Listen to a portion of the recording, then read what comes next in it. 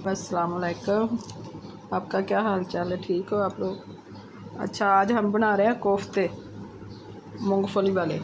सबसे पहले ਅਸੀਂ ਪਾਵਾਂਗੇ नमक 1 चम्मच कीमे ਦੇ ਵਿੱਚ 1 चम्मच भर के, दादड़ मिर्च 2 छोटे चम्मच, हल्दी छोटा चम्मच, पीसा खुश्क धनिया, तेल पीसे हुए रोस्ट किए हुए वो 1 चम्मच, गरम मसाला पीसा होया छोटा 1 चम्मच।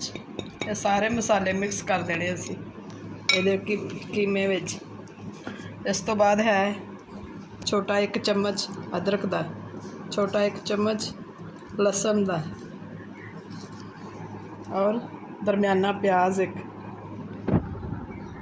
कद्दूकश किया होया बारीक। ये है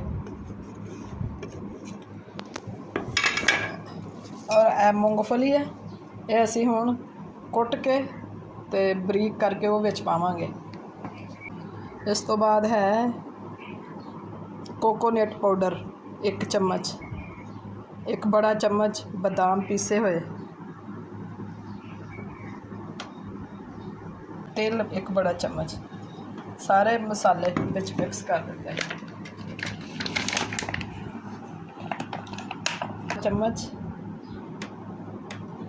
आयल दा, बस हुण असीं इहनूं मिक्स कर देना अच्छी तरह। बिस्मिल्लाह।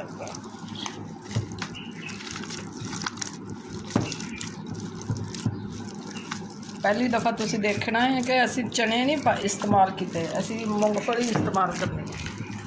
ये इन्ने कच्चे और मज़ेदार बनते हैं ना, बहुत ज़्यादा ही।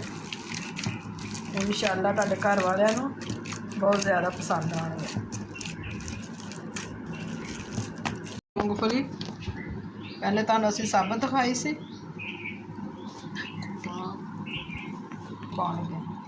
आ देखो कीमा जिहड़ा इस तरह का होना चाहिए, बिल्कुल कि नरम होवे। पावांगे असीं सब्ज़ मिर्च, ਇਹਦਾ फ्लेवर बहुत अच्छा होता है। हम एक अंडा,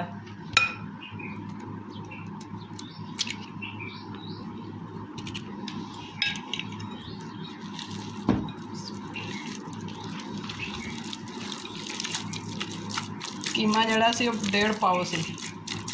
तो चीज़ां वगैरह तुसी मसाले रोस्ट करके पाने हैं तो इसका जायका भी बहुत अच्छा आएगा। कीमे नूं अच्छी तरह मिक्स करना है।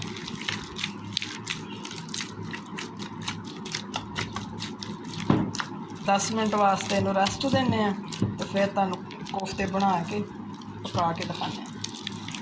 ये रेस्ट भी ज़रूरी है, मसाला विच रच जाएगा अच्छी तरह।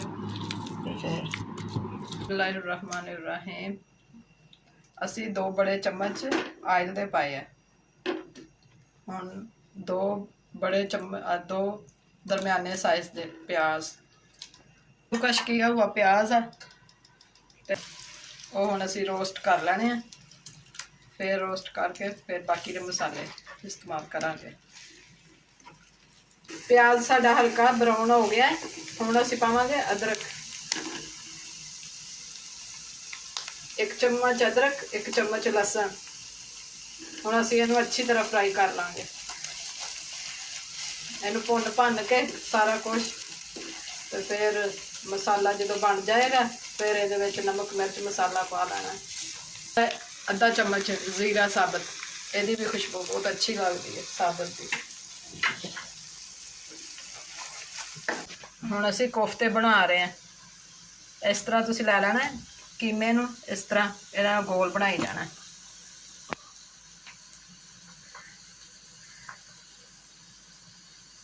थोड़े कीमे से देखो कितने सारे मसाला डाल के, हर चीज़ डाल के इन्ने सोहने बन गए कोफ्ते। ये है मूंगफली वाले, ये तुहानूं पाउण दी चने बेसन ये वो नहीं पाना, कुछ भी नहीं पाना।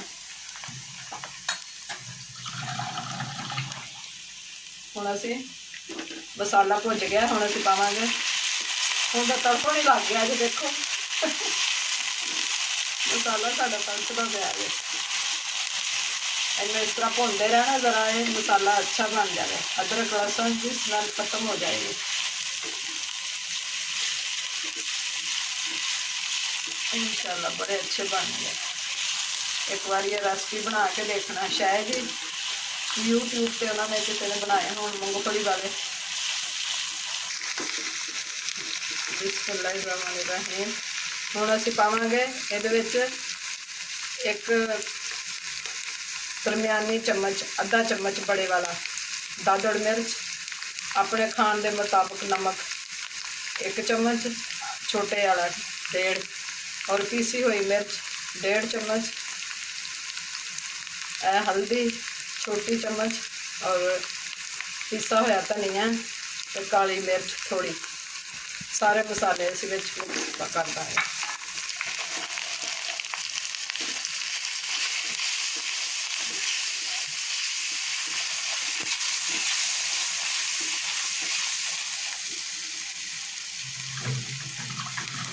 कद्दूकश करके मसाला फिर बनाया तो देखो कितना अच्छा है।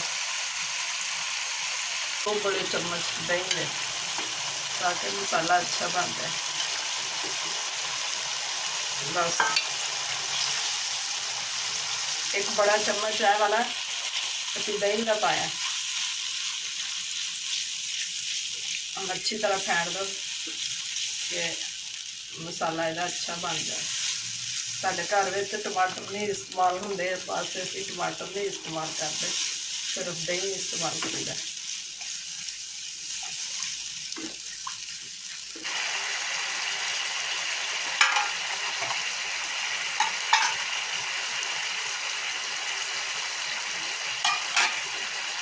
हुण देखियो असीं पाण लगे इहदे विच मसाले च खोपरा 1 चम्मच और बड़ा 1 चम्मच, और तिलां दा पाउडर, जीरा, गरम मसाला, सारे मसाले पाते हैं। अच्छी तरह प्लेटां साफ करा करो ताकि रिजक जाया ना जाए। माशाल्लाह देखियो कितना प्यारा बनया।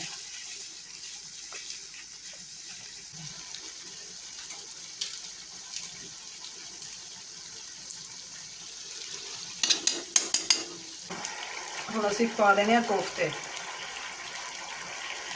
देखियो कोई असीं फ्राई नहीं कीते तो बहुत अच्छे बनणगे।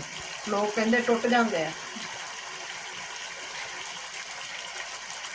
कोई मिठा सोडा नहीं, कोई पाउडर शाउडर नहीं पाया, तो कच्चे ही आ, फ्राई नहीं कीते असीं। ते नरम इन्ने होणगे तुहाडे सामने असीं बना के कट के भी दिखावांगे। 10 मिनट वास्ते इनू इस तरह ही बन दो, उस तो बाद फिर तुसीं इनू कर सकते हैं। हम 10 मिनट वास्ते इनू इदां ही रहन देने, फिर इनू हिलावांगे। बिस्मिल्लाहिर्रहमानिर्रहीम। नाज़रीन देखें कैसे मज़े दे कोफ्ते बने हैं। तब मिक्स करके दिखावा, देखो कोई नहीं टुटे।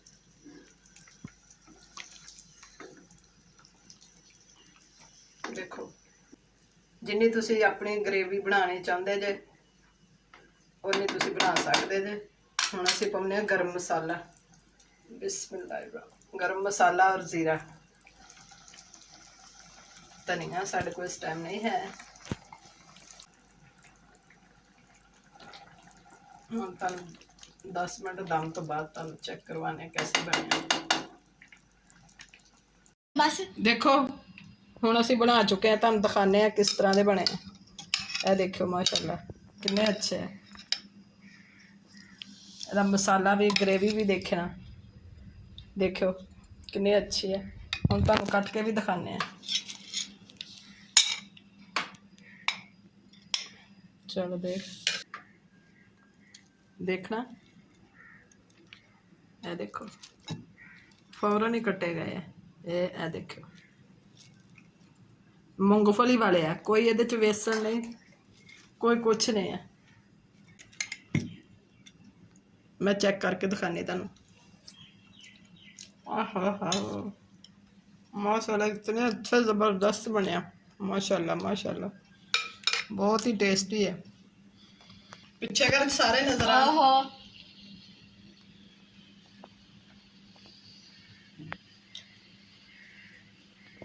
वाह वाह, नम इतने मज़े के बने हैं, इतने मज़े के, ये नहीं करेंगे। ये मूंगफली वाले हैं और मसाला जो बाकी का है वो भी सारा इसी में ही डालना है, फ्राई करके मसाले, ज़ीरा, गरम मसाला, दूसरा सारा कुछ तुसी करना है।